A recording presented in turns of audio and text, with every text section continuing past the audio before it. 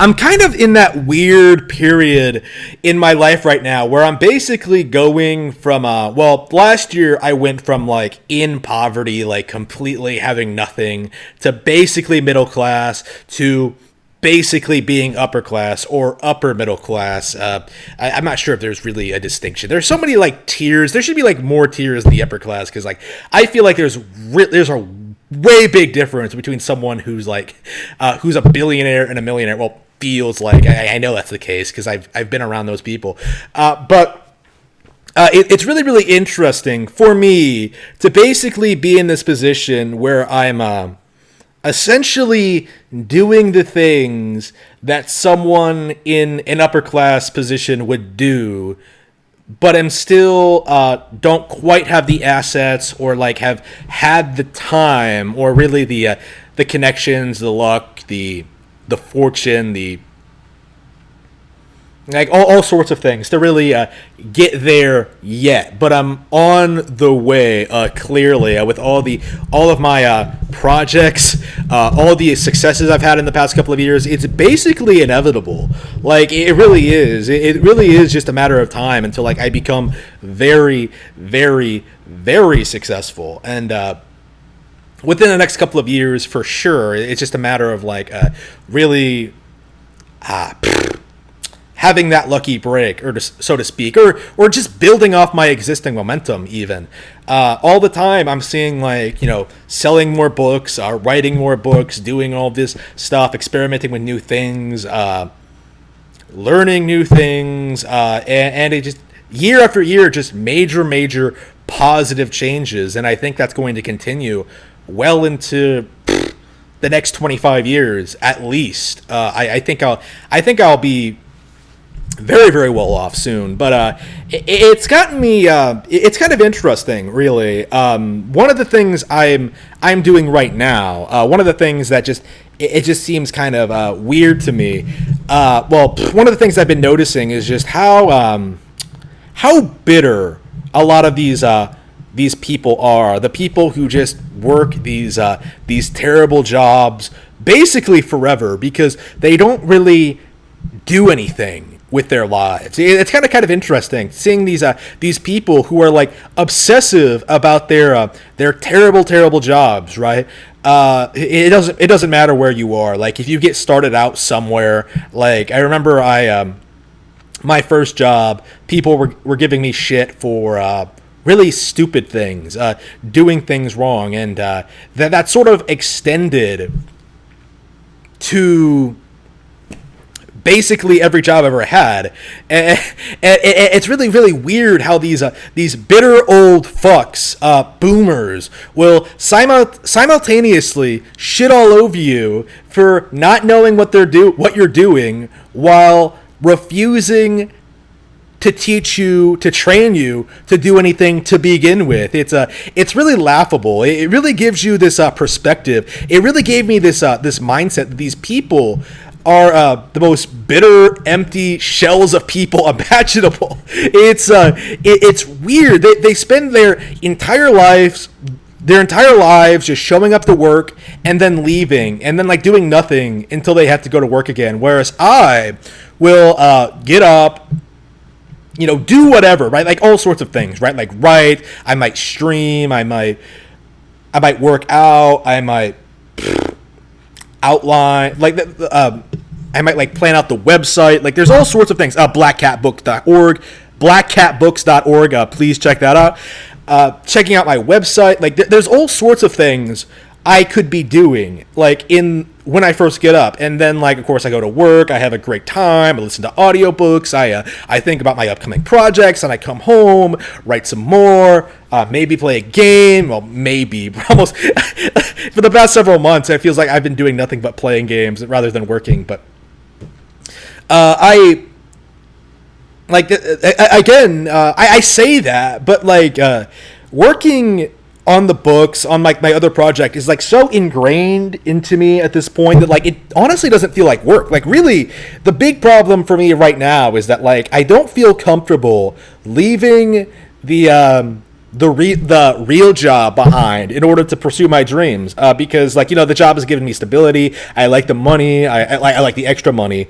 There's no reason to leave, but it's not a bad job at all. But the toxic people there just ruin any goodwill you would have for the position. Like, they literally take jobs that would be perfectly acceptable and just ruin them because they're just so embittered by the fact that they can't do any better. You know what I mean? Like, they don't try to do anything better. They just sort of like expect things to be handed to them. They don't work for anything. It was kind of interesting.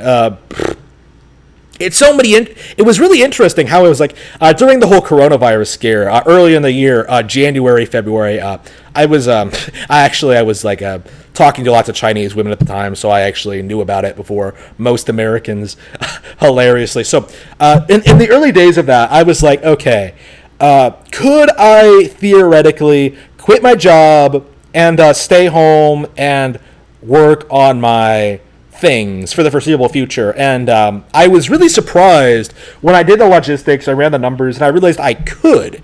It wouldn't be all that difficult for me at all. Like, really, for the past year or so, I've mostly only been working for the extra money because, of course, I'm not going to get to that illustrious millionaire status without doing everything possible to bring in as much money as possible. So of course I'm doing all this stuff, working hard, experimenting with new things, investing in new technology and new aspects, new avenues of marketing, my books.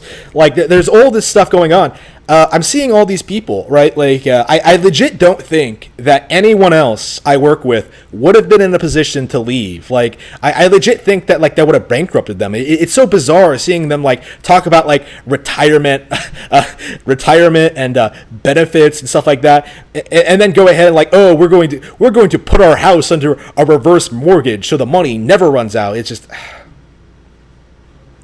I don't even know what that means, but it sounds bad. I have no idea. Like, a reverse mortgage. I don't know. Like, I guess I'm not old enough. I don't plan on ever moving out of here, or at least not moving out of here. I'll just keep all my stuff here and just travel around the country.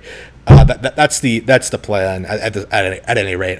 Maybe it's a bit early to be talking about that, but anyway. I love living here. By the way, it's fantastic. Great, perfect place for me. Like, seriously, like, moving here has been like one of the best decisions I've ever made. I'll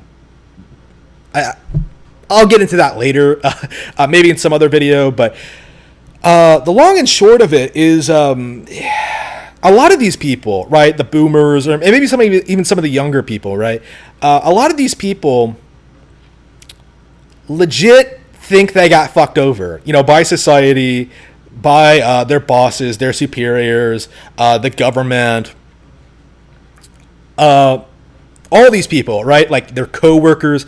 They legit believe that, like, everyone is out to get them. You know what I mean? It's like, oh, if it wasn't for all these stupid people, if it wasn't for that Harmon Smith, we would be running so much better. We'd be so much better off. When in reality, like, they're basically the causes of all of their problems, like, with me included. It's really interesting how they'll, like, it's really interesting how they'll try to blame me for shit and then, like, fail because I'm clearly not the problem. It's kind of interesting in that respect. But again, it's not something I would want to do for the rest of my life. But that's it. Like, I got into this position knowing that I wouldn't be doing it forever. You know what I mean? And I think that's the difference between me and them, is that, like, I'm actually planning things out. I actually, have a hard plan. I have an agenda. I have motivation. I have the skills, the drive to acquire more skills, which is also something I've noticed, is that these people never want to learn anything new.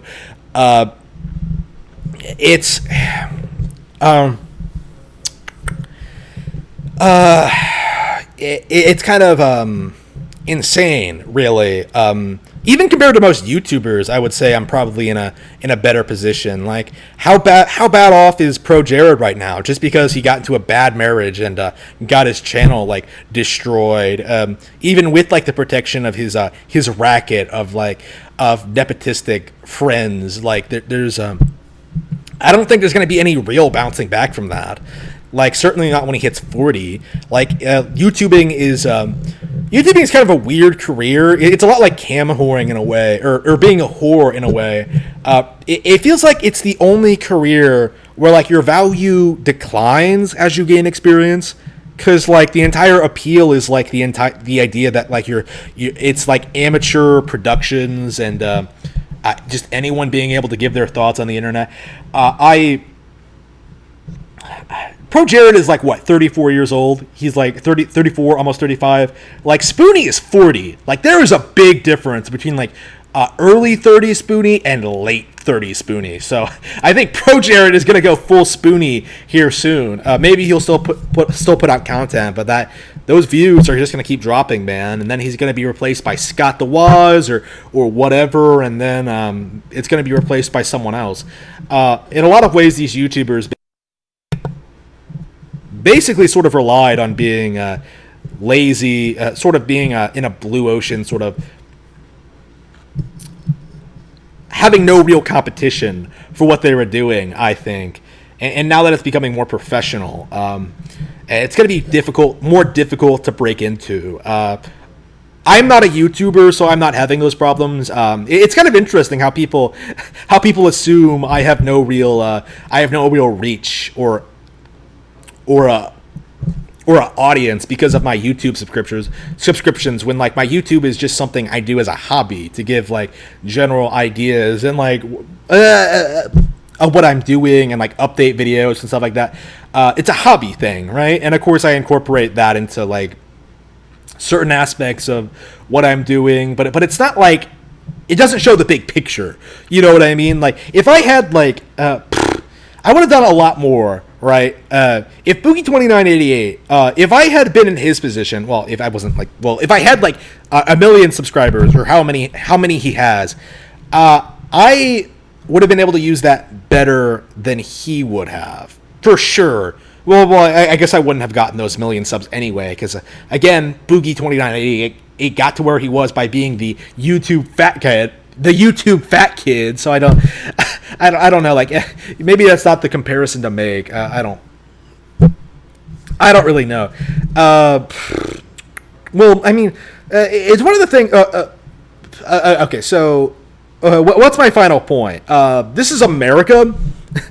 It's very, very easy to accumulate wealth in this country. The easiest in the world, I would say. Like, up to this point, my entire problem has been like everyone around me hated my guts, and I had no real opportunities. But like, I got past that, made my own opportunities, and I am becoming successful because I worked for it. And I do think that's something a lot of people need to keep in mind if you want to become wealthy.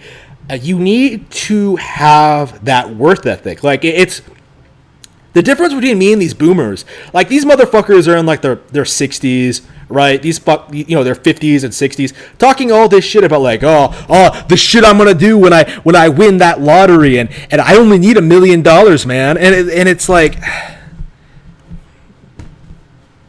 you're not gonna win the lottery. Like, you're never going to win the lottery. You spent 40 years trying to do the same thing, trying to hit it big, at trying to win the lottery. And like, of course, you don't put a lot of thought into like the taxes involved and stuff like that, and which a lot of people get fucked over on. It's just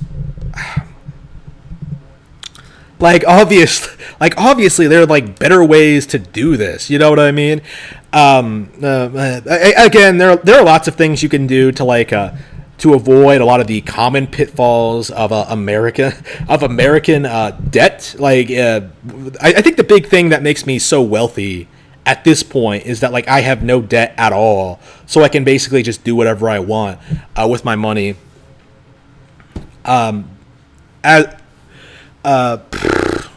That's I guess that could be a subject for another video. But the big point I wanted to emphasize here is that it's not out of your reach to become successful. Like, it's not impossible. It's not even that difficult. Like, you just need to be committed. You just need to know what you're doing. You just need to be willing to work for it. And you will get something out of it eventually. I am well on my way to that happening right now.